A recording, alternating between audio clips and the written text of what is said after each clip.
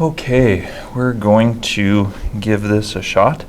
We'll see how it goes. This is the first presentation of the Ecclesiology of the church. This is a study of what the church is, as you're probably somewhat familiar. For the most part, at least, this first session is going to walk us through the Catechism, and the paragraphs of the Catechism gives a breakdown and an organization that I think is helpful. Some introductory kinds of thoughts.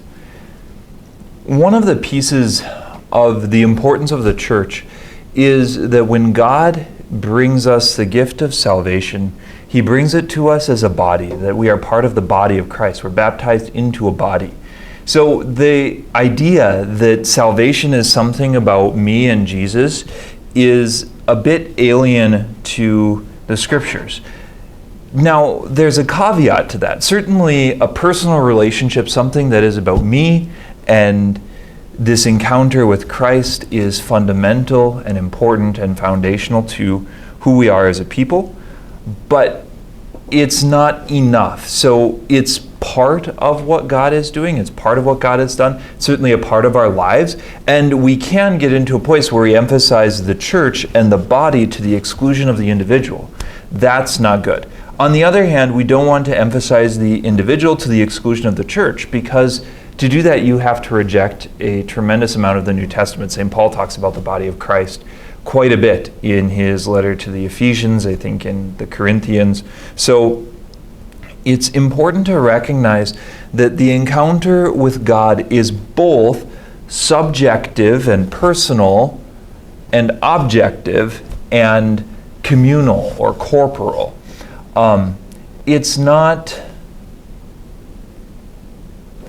something that's exclusive to one realm or the other, that like a subjective experience isn't personal, or that it is personal but it's not objective. Like that's kind of, it's mixing terminology in different ways. But for the most part, I think it's important just to recognize that there's an inherent connection between Jesus, the head of the church, and his body, the church, which is part, head, body, but also that we are members of that body. So there's the church as a whole, and the church in the case of the Catechism and the way that it's often referenced to in history of the diocese, and the church, the parish church, and then the encounter that I have with Jesus. All of those are part and parcel of this relationship. They're meant to be integrated parts of a whole, and not things that are exclusive to each other. God calls a people into being. There's no way you can get around this in the Old Testament. God calls a people.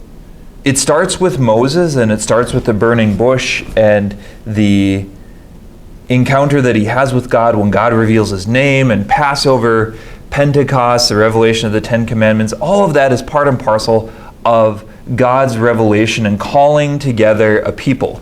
You could say that it doesn't even start with Moses, that it starts with Adam, and that's true to a certain extent.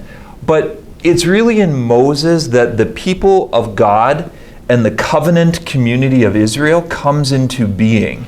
Before that, if you look at the covenants, you have like Abraham, who's the father of a tribe, Noah, who is the chief of a family group, Adam, who is the husband of Mary. And each time the covenant grows bigger. The covenant includes more people.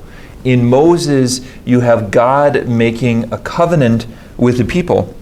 And incidentally enough, the notes don't even mention this, but I think it's an important historical point where church comes from, because its development is important. It has a sense of how this works together.